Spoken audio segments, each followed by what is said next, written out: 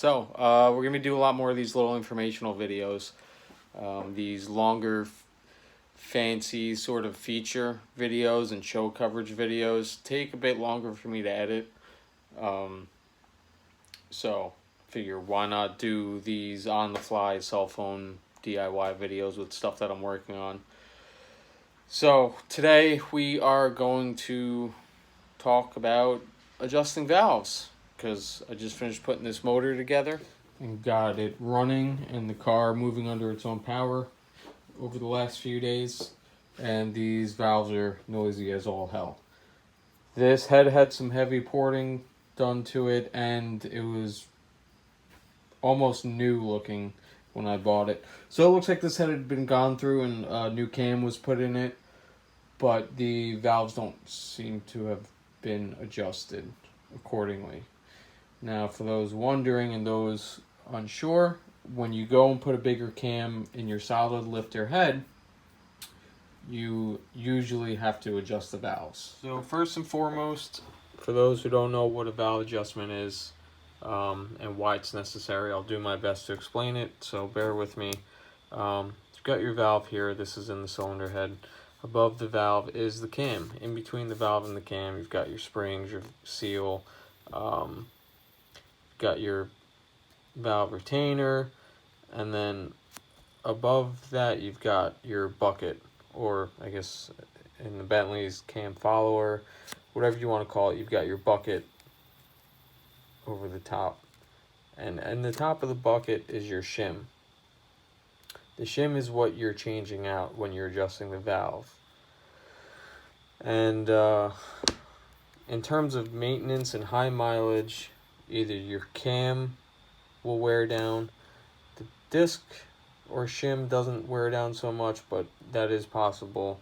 And then the other thing, the meat, as they would call it, as you would refer to it as, the meat on the valve, basically where the valve meets the head, over time from it opening and closing, it wears away. The valve, blah, blah, blah. The whole valve itself will move upwards as the meat wears down. And then you've got just regular metal fatigue, the valve stretching out. So there's a bunch of variables that will change the distance between the cam and the shim, or more so between the cam and the valve. Just to simplify it, we'll call it the distance between the cam and the valve. When the cam isn't touching the valve, when it's not supposed to be doing its job on that valve, when that lobe isn't supposed to be coming down and opening or going away and closing the valve, you need a certain amount of distance between that. You use your feeler gauges here to measure that. So, from the lowest end of things, I think the intake valve's supposed to have that much space between it. And on the high end of the spectrum, got 0.018 inches. I mean, you can't tell the difference in the camera, but see that thickness and that thickness is the difference between the most and the least amount of space that you want between your cam and your valve. So if you have too little space, then you run the risk of having your valve always open, because there's no gap between the cam, or not enough gap between the cam and the valve. So that's the one extreme end of things. That can cause loss of compression, you loss of power, and in an extreme case, the car won't want to start. If your valves are way too tight, they're stuck open, you're not getting compression, car won't run. That's the extreme case. The other end of the spectrum, if you have too much space, which is what the issue I'm having, you'll get the cam will basically come slapping into that valve way too hard. Again, that's if you have too much space between it. And you'll hear that because you'll hear loud clicking, you'll hear what my motor sounded like just before. So, I think that covers the gist of it. Not enough space, the valve can be pushed open, you'll get premature wear. If it's too far open, you'll get noisy valve train. Worst case scenario, you'll start breaking stuff. Same thing, you get premature wear. You'll start breaking stuff and it can turn ugly. So these valves are a little noisy. Definitely got to adjust them.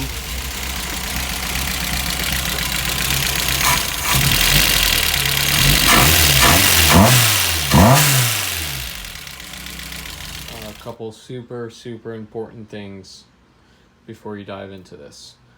First and foremost, do not lose or mix up these cam caps. Most of them are numbered from the factory, 5, 4, 3, 2, 1. But I don't know if they all are. I do know that if you mix them up, you're gonna have a bad day. These caps are ground down specifically for your head. So if you get a head that's missing these cam caps, it's useless. The amount of work it'll take to get new cam caps and get them matched up properly, it's not worth it. These cam caps are super important and most people don't realize that. Also, on that note, make sure you loosen and tighten these bolts evenly. You don't want to just go taking these bolts all the way off and same thing down in a row. Camshafts are fragile with force in that direction. You know, I'm not using the best terminology for this, so pardon that, but basically if you drop a camshaft or put a load on a camshaft unevenly, it's gonna snap in half real easily. So when you're torquing down and loosening these bolts for the cam caps, you need to do it evenly and in small increments. Yeah. The other thing, the motor has to be cold when you check your valve clearances. Metals expand and contract when they're warm and cold. Generally speaking, valve adjustment specs for any kind of motor are for when the motor is cold. So keep that in mind. For those wondering the difference between solid and hydraulic lifter heads, visually, the hydraulic lifter heads have one less cam cap. I think it's either that one or that one's missing. Well, not missing, just not there on the hydraulic lifters. Solid lifter heads have all 5 of them. Alright, so things that you will need to get the job done. 10 mil socket to get the valve cover off, and whatever else to get the CIS stuff out of the way. The throttle cable's there. That's, I think, 2 10 mil wrenches. Mine was hand tight, so. Anyways, 19 mil wrench or socket, 12 point, so you can spin the crank. These are your feeler gauges, which is what you use to measure the distance between the cam and your lifters. Ideally, a shim kit. I got this for fairly cheap off of somebody on Facebook, so I went ahead and did it. But you can get your hands on, you know, depending on how many different shims you want, you know, $100-200 to get you in good shape. Otherwise, you can buy the valves, the valve shims individually, and even in the Bentley, they list part numbers for that. So, I mean, you could just look online and buy them by the size. So this is a Mark II Bentley, but the diesel specs are the same. I would imagine that the shims are the same too. But shim kit comes in handy. I bought it because I have multiple solid lifter heads. It comes in handy. If you're just doing a cam and you only own one car with a solid lifter, you can buy the shims individually. A new valve cover gasket. Ideally, you want to go to the reusable rubber one with the longer studs and all that. But I got this cork one, brand new in a parts car, so I'm just using it to use it. So there is a tool to sneak these lifters, sneak these shims out without removing the cam. I don't have that tool, so I'm doing it the old-fashioned way, or the stupid way. You need a 13 mil socket and a torque wrench to remove the cam. So get yourself a piece of paper, lay these shims out as you take them out, and you can also write your measurements down for each valve. So get yourself a decent little space to work. So looking at cylinder 1 here, you got your exhaust and intake valves. And if you're confused about which is which, just look back there and line each one up with either your intake or exhaust tube. So we got our exhaust and intake right here. Now you can see the peak of the cam right here. You want both of these peaks to be facing up in this direction when you go to check the clearance.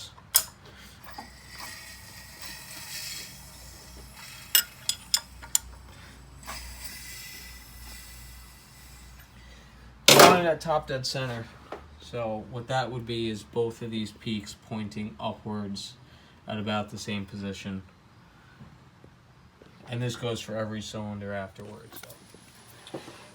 So once you got your cam in the right position, you want to go ahead and go through your line of feeler gauges and see what it's sitting at. 0.017 kind of goes in there. It's a little tight, and 16 slides in there like butter. If anything, a hair too loosely, but 17 is definitely too tight. So we're gonna call it 16, maybe 16 and a half. Go on over to the book. Our engine cold spec is 0.014 to 0.018. So we're right on the money with that on the exhaust. And by the way, I said most motors you want to do it cold. They do give you specs for warm and cold. Just with my background in dirt bikes and whatnot, I always go cold. This is mostly important for, I guess, if you're doing a brand new head or, you know, whatever have you. For just regular maintenance, it doesn't hurt to stick with the warm spec. So intake, we've got a bit tighter tolerance there, 0.006 and 0.010. So let's go spec for intake, 0.010 to 0.006. Let's go right to 0.10, which slides right in, so that's not a good sign. Let's see, 0.11 slides right in. Go right to 14. Ooh, 14 slides right in too. It's not good. 0.20? No. Let's try 18. Too tight. 16? So that's about the same. 16. Try 17. 17's too tight, so our intake's too loose, giving us some of that clacking noise. Like the Bentley says, intake cold is 0.006 to 0.10, and we're at 0.16 for intake on cylinder 1. Our exhaust is on the money, 0.016, so we're good there. So this is when it comes in handy to have a piece of paper. So I'm gonna go ahead and check the rest of these and see what we're working with. Right off the bat, this one's too loose.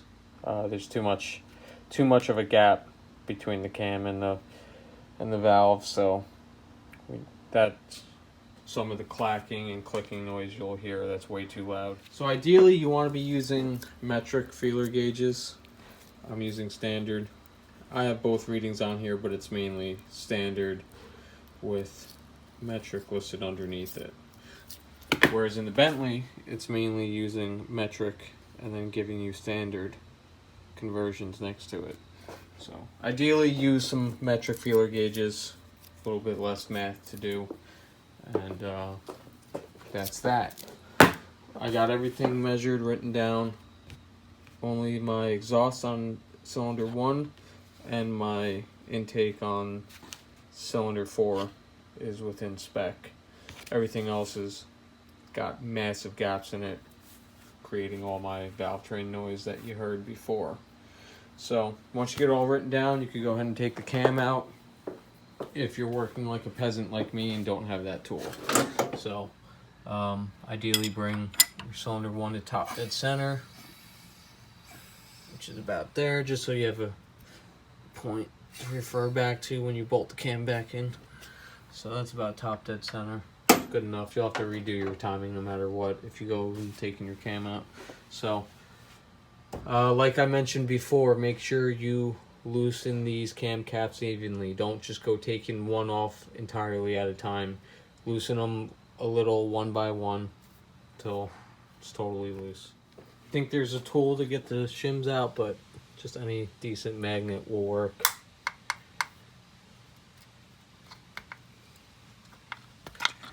Whole lifter will want to come out sometimes. So keep that in mind. Keep track of them. You just, like I said, the whole lifter will want to come out.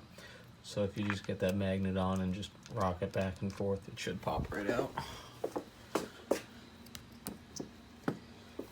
Like I said, make sure you keep track of which is which. See, so it's stuck in there. We'll pull the whole lifter. Just rock it back and forth. Comes right out.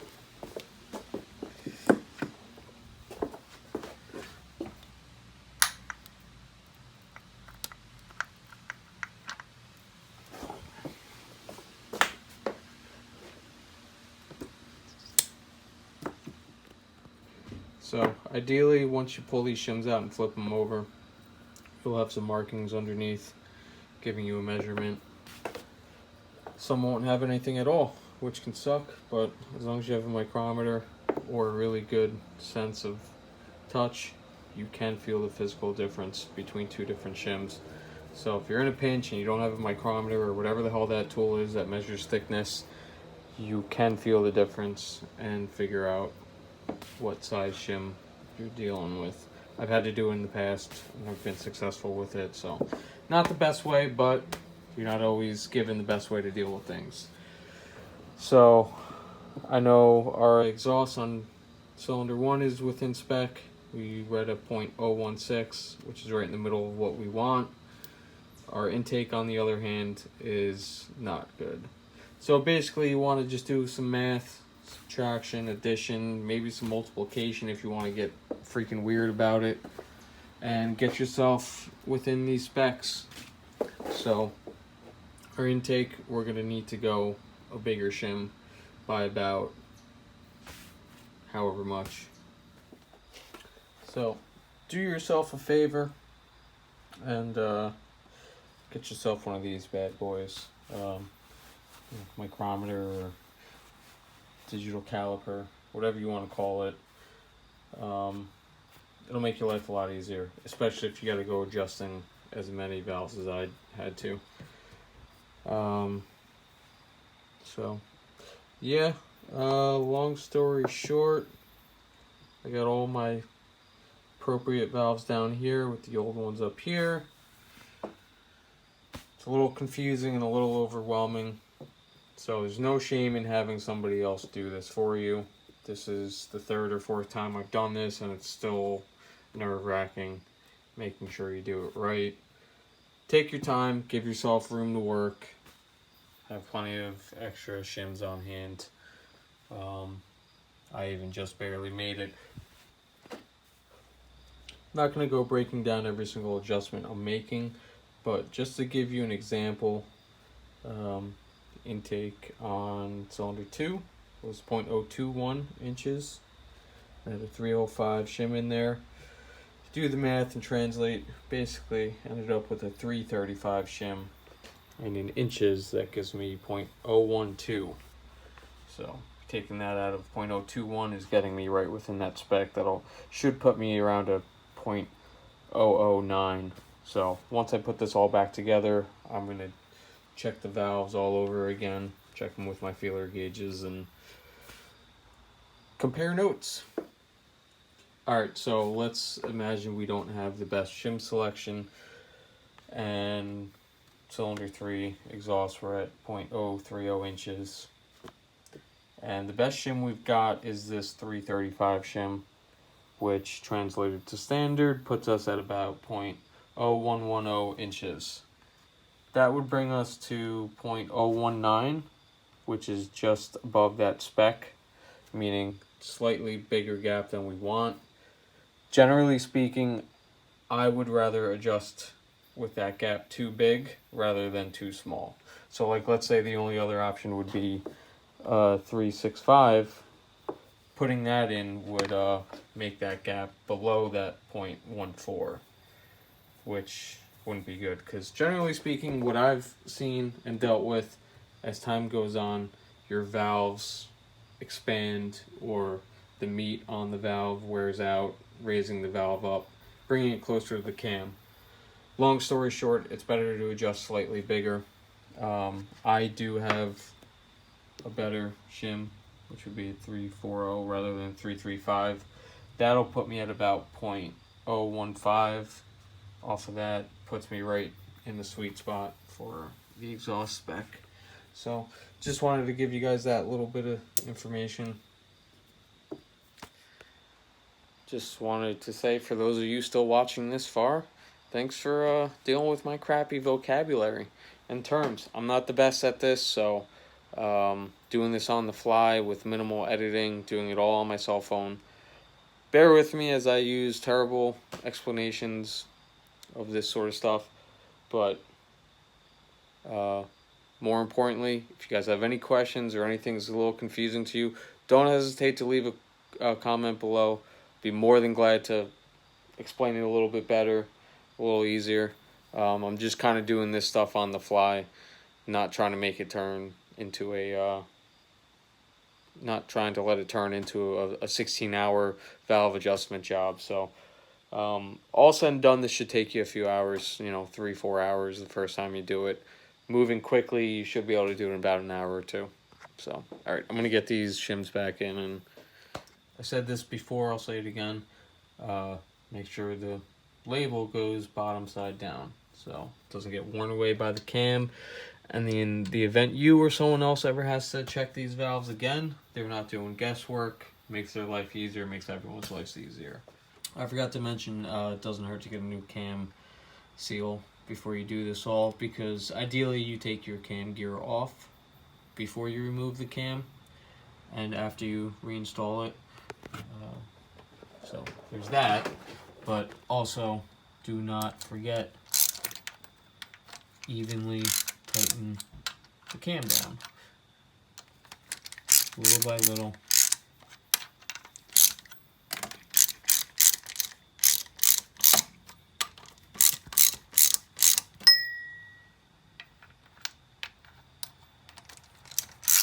Do not go to town tightening one cam cap all the way down.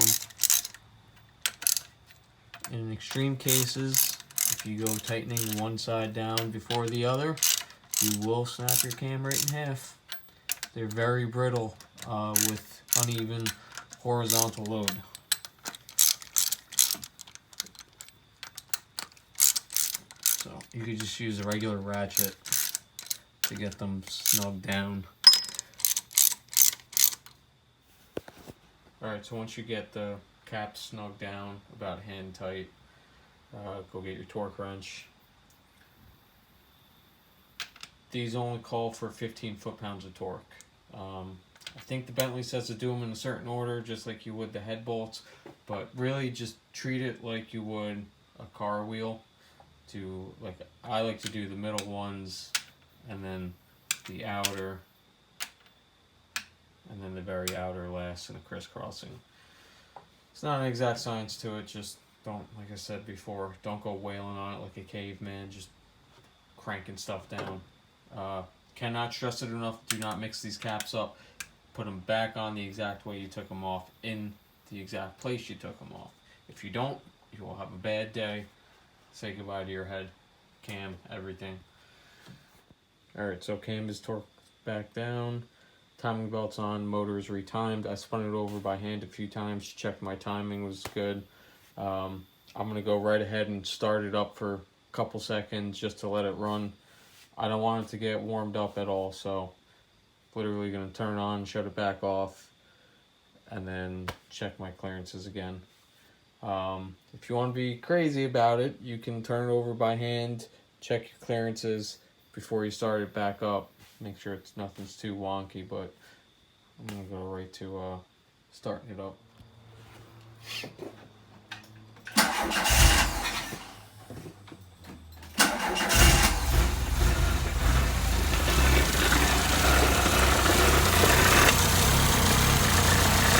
Night and day difference.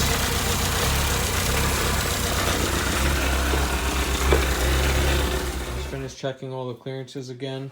Everything's good to go. I've got one intake valve that's a bit too loose, but it's literally just one feeler gauge size too big. So I'm not worried about it. It's good to go. I'm going to go ahead and leave it. In the next 1,000, 2,000 miles, I'll check all the clearances again and see if anything's out of place. But like I mentioned before, I personally prefer to be a bit too loose rather than too tight. So good to go, in my opinion. All this, by the way, doesn't just apply to doing a cam upgrade. You can see it right here in the Mark II Bentley for diesel motors. 15,000 miles, they recommend valve adjustment. More often than not, that would just be a valve check.